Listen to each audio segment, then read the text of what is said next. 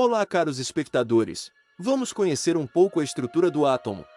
Os elétrons vestem o núcleo com sucessivas capas, suas órbitas, percorridas a enorme velocidade.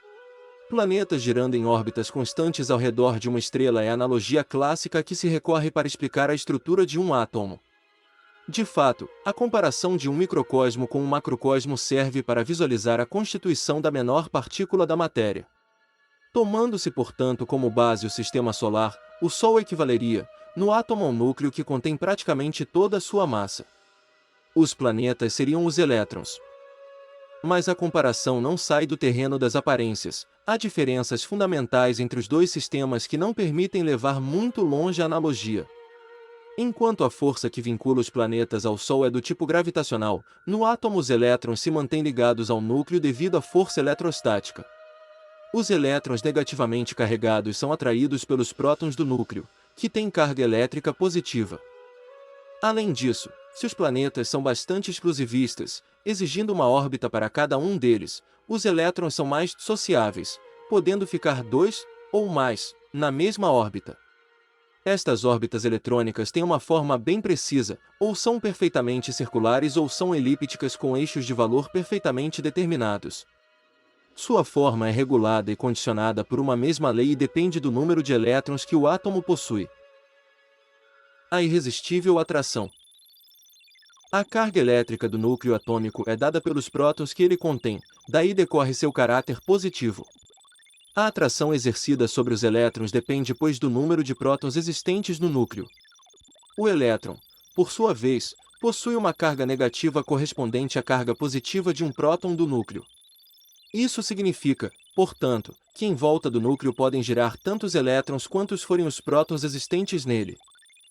O número de elétrons compensa a carga positiva do núcleo, formando um conjunto eletricamente neutro e incapaz de atrair outro elétron que eventualmente dele se aproximasse. O que irá determinar as propriedades químicas do átomo é o número de elétrons que giram em torno do núcleo. O número de prótons e nêutrons presentes no núcleo constitui o peso do átomo. A diferença de apenas um próton já é suficiente para distinguir um elemento de outro. Por exemplo, com 19 prótons tem-se o potássio e com 20, o cálcio.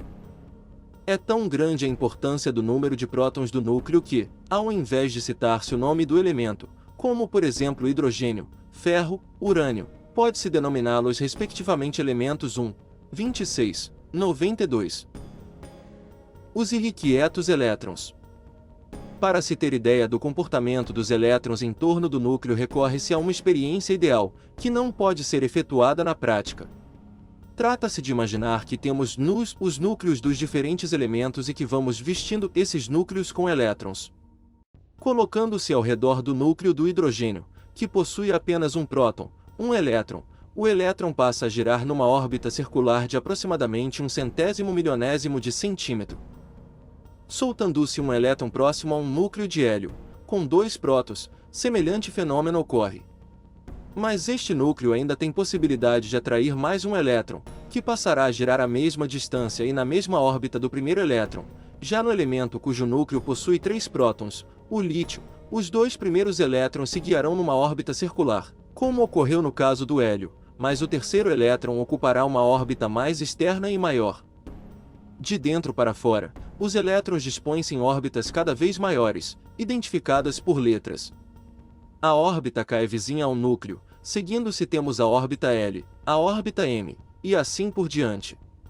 Para se saber o número máximo de elétrons que cabem numa órbita, há uma regra simples. Esse número máximo é 2n elevado ao quadrado, sendo n o número de ordem da órbita. Assim, a órbita K, onde n é igual a 1, por se tratar da letra que indica a primeira órbita, acolhe somente 2 elétrons. A órbita L, com n igual a 2, pode ter, no máximo 2, vezes 2 elevado ao quadrado, que é igual a 8 elétrons, lembrando que para obter este resultado utilizei a fórmula, 2 vezes n elevado ao quadrado. Na terceira órbita, a órbita M, n é igual a 3, podemos colocar até 18 elétrons e assim sucessivamente. Ao falar-se em órbitas, tem-se ainda apenas uma ideia aproximada da maneira segundo a qual estão dispostos os elétrons de um átomo. A ideia fica mais precisa quando se sabe que a partir da órbita L os elétrons estão dispostos no que se poderia chamar de subórbitas, que recebem o nome de níveis e são representados pelas letras S, P, D e F.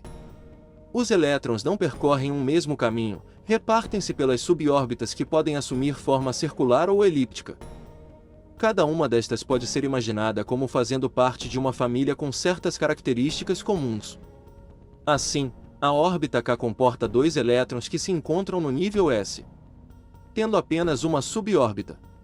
A órbita L, com um máximo de 8 elétrons, tem dois deles no mesmo nível S e os 6 restantes no nível P.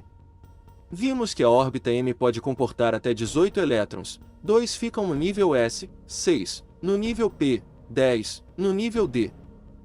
A órbita N completa, isto é, com 32 elétrons, teria os mesmos distribuídos normalmente da seguinte maneira: 2 no nível S, 6 no nível P, 10 no nível D e 14 no nível F. Essas órbitas não são linhas fixas no espaço.